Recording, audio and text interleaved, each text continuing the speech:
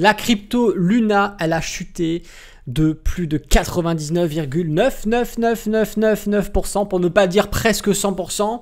C'est un crash énorme, c'est c'est une onde de choc dans le milieu de la crypto, puisque il y a pour 1,6 milliard de pertes estimées à cause de cette crypto-monnaie. Et justement, est-ce que c'est une opportunité? Est-ce que c'est le moment de l'acheter? Est-ce qu'il faut rester à l'écart? Je vous explique ce que moi j'ai fait sur cette crypto-monnaie. C'est parti.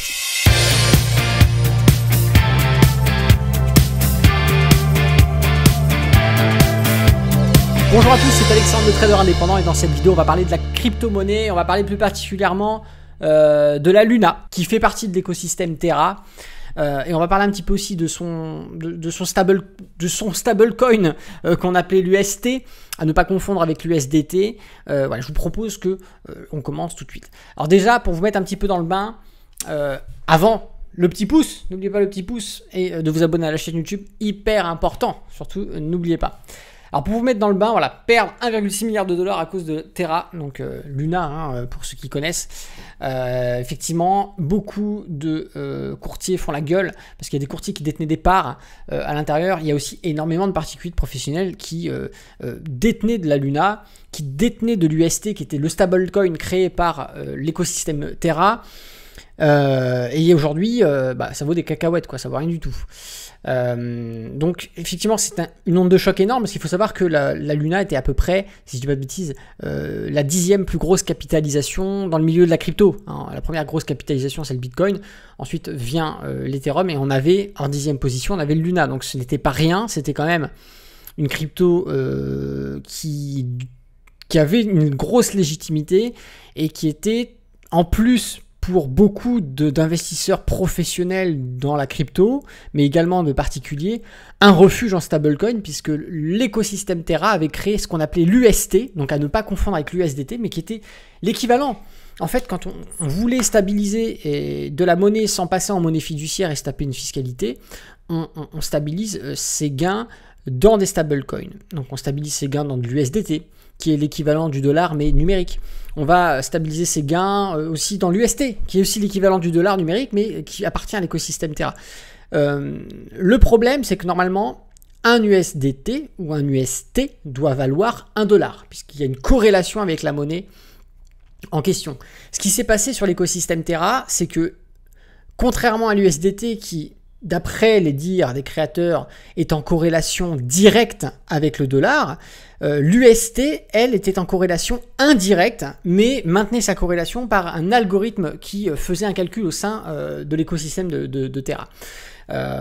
Sauf que la grosse dévaluation qu'on a des marchés de la crypto depuis quelques temps a fait ressortir des failles sur cette méthode de calcul qui était utilisée par l'écosystème Terra pour maintenir cette corrélation entre l'UST et le dollar, et ce qui a fait qu'à un moment donné, on avait $1 de décalage avec le dollar réel. Donc, c'est-à-dire que ceux qui avaient de l'UST se sont retrouvés à avoir leur capital dévalué de plus de 90%, 98%, et puis au fur et à mesure du temps, pratiquement 100%. Ceux qui détenaient forcément la crypto-monnaie Luna qui appartient à l'écosystème Terra, eh bien, au vu de ce scandale, ont décidé là également de se barrer, ce qui a provoqué une chute, et on a perdu en seulement 5 jours pratiquement 100%, 99,99999%. C'est énorme, donc c'est effectivement une grosse claque, puisque comme je vous l'ai dit, c'était une très grosse capitalisation. Ça a fait plus de 1,6 milliard de pertes.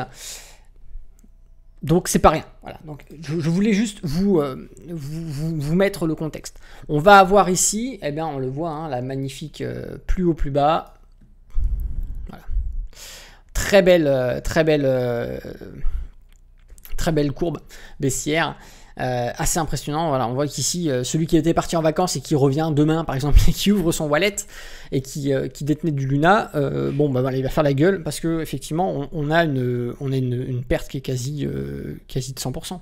Donc ici on peut même plus lire le graphique en journalier, on peut même pas lire le graphique en 4 heures. Vous voyez ce que je veux dire, c'est tellement plat, c'est de la merde. On est obligé de passer en 1 heure. Voilà, on va passer en 1 heure. En 1 heure, c'est à peu près ce qu'on peut voir. Et moi, c'est ce que j'ai fait. J'ai regardé les graphiques quand même, dû à cette histoire qui a quand même fait pas mal de bruit. Moi, je me suis penché sur les graphiques, je me suis dit, il y a peut-être du potentiel, peut-être quelque chose à faire. On va parler un petit peu de comment va peut-être rebondir fondamentalement l'écosystème Terra et quelles répercussions ça va pouvoir avoir sur les graphiques. Moi, je préfère vous le dire tout de suite pour éviter le suspense. J'ai placé 5000 € hier soir sur le Terra. J'ai placé 5000 €, on était à peu près à 0,00017. Et aujourd'hui, on est à 0,00018 et quelques. Donc déjà, j'ai pris. Donc là, actuellement, si je dis pas de conneries, mes 5000 € valent aujourd'hui 5800. Si je dis pas de conneries, on était à peu près à ces tarifs-là. 5525. Donc ça veut dire que depuis hier, ma position a déjà pris 525 € sur seulement 5000 de posés. Donc c'est pas mal. Hein. Encore une fois, on est confronté à la volatilité extrême que l'on va avoir et bien sur le marché de la crypto, mais c'est assez sensible. Hein. Je veux dire, ce qui m'a donné envie de me positionner, c'est ça, d'accord? C'est ici, et c'est voilà la cassure ici qu'on a faite sur le stochastique, sur le Ichimoku, avec une grande bougie, une stabilisation, etc., etc. Donc effectivement, moi je suis rentré à peu près sur les 17 000, 0,17 000, donc à peu près sur ces niveaux-là, grosso modo.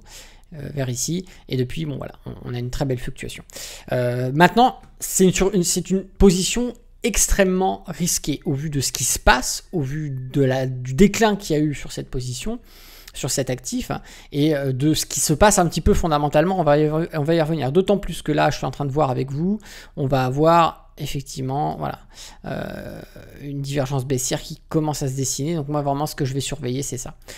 Je vais voir effectivement ce que ça peut donner, on verra s'il faut sortir ou pas, mais je me dis, j'avais 5000 € qui dormaient sur Binance, qui étaient placés en stablecoin, parce que j'ai commencé à bien repositionner pas mal de mes billes un petit peu sur certains niveaux de support.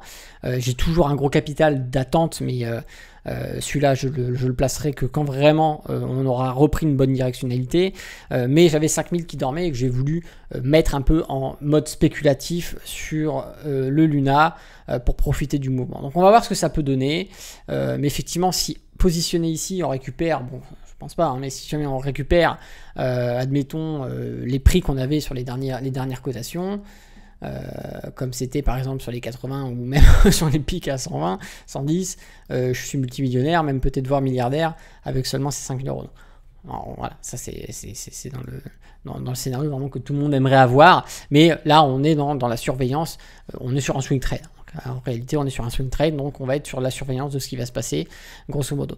Donc ici, en une heure, comme je vous l'ai dit, moi ce qui m'a fait rentrer, c'est cette divergence, c'est la cassure, et une fois qu'on a vraiment, voilà, ici, voilà. Tout simplement, maintenant à voir. On va voir si on repart à la baisse, si on repasse sous les nuages, si au contraire, c'est assez compliqué de lisibilité, hein, mais si au contraire, voilà, on va avoir ici un gros niveau de résistance, ce serait pas mal de le casser, ici ça pourrait permettre de reconsolider par exemple. Il y a pas mal de choses qu'on peut faire ici, et on va regarder un petit peu de point de vue fondamental, je vais juste l'aborder avec vous, après vous pourrez compléter dans les commentaires. On a le créateur justement de l'écosystème Terra qui actuellement est en train de voir pour faire un fork. Donc grosso modo c'est une autre branche sur son écosystème qui permettrait de repartir de zéro en quelque sorte et d'essayer de rembourser avec le nouveau token ou la nouvelle crypto qui va émettre les pertes qui ont été faites précédemment. Ça c'est un truc qui a été assez positif puisque c'est ce qui a permis de regonfler la crypto. On sait que quand elle a baissé, quelques heures après, elle a fait un pump de 1000%. Donc ça veut dire 5000 placés ici pouvaient valoir à peu près 55 000 après les 1000%. Et ça a été fait seulement en quelques heures. Et c'est justement parce qu'il a été fait par les propos qui ont été avancés par l'équipe justement de cet écosystème. Donc à voir ce que ça va donner, à voir comment va réagir également la communauté. Là on est vraiment sur quelque chose qui est extrêmement spéculatif. Attention, là on n'est pas dans le cadre d'un investissement, on n'est pas dans le cadre d'un trade, on est vraiment dans le cadre d'un trade spéculatif. C'est vraiment, on se base un petit peu sur les éléments techniques qui sont assez compliqués à avoir, mais sur un environnement qui est vraiment très catastrophique. D'accord, c'est ça qu'il faut comprendre. Là, c'est pas, si vous avez pas envie de risquer votre argent, c'est clairement pas là-dessus qu'il faut aller. Moi, je me le permets parce que j'ai envie de faire un petit peu de folie, c'est mon plaisir. Mais on est vraiment, je tiens à le rappeler, on est sur quelque chose ici, c'est pas du sécure. C'est vraiment très compliqué. Les probabilités sont extrêmement biaisées. On est vraiment sur quelque chose d'extrêmement, extrêmement risqué. Voilà. Je préférais quand même vous le prévenir, que vous ne fassiez pas la bêtise de il a mis 5000, je vais mettre 5000 €. Moi aussi, moi je pars du principe que les 5000 que j'ai mis là, je m'en branle. Demain, ils y sont peut-être partis. Mais c'est un plaisir spéculatif, aidé un peu par l'analyse technique, mais c'est vraiment spéculatif. C'est ça que je voulais vous dire. Donc, à voir ce que ça va donner par le long terme. Est-ce que le créateur va pouvoir sauver son écosystème? Est-ce que le créateur va pouvoir sauver cette crypto-monnaie, ou plus exactement ce token? Est-ce qu'il va pouvoir faire remonter les prix, réintéresser les investisseurs, refaire revenir du capital? C'est toute la question. J'aimerais justement savoir ce que vous en pensez dans les commentaires. N'hésitez pas à partager tout cela. Je voulais vous faire cette petite vidéo là-dessus parce que vous êtes souvent à me dire « Ah, mais tu nous dis pas quand t'achètes ci, quand t'achètes ça. » Ou alors tu le dis trop tard. Voilà, je préfère vous tenir au courant, faire la petite vidéo. Je l'ai acheté hier soir. Voilà, j'ai acheté hier, pas vraiment hier soir, hier en fin d'après-midi. C'est tout frais, donc voilà, ça... À vous de voir, dites-moi ce que vous faites, êtes-vous acheteur, êtes-vous vendeur, restez-vous à l'écart, que pensez-vous de cette histoire sur l'écosystème Terra?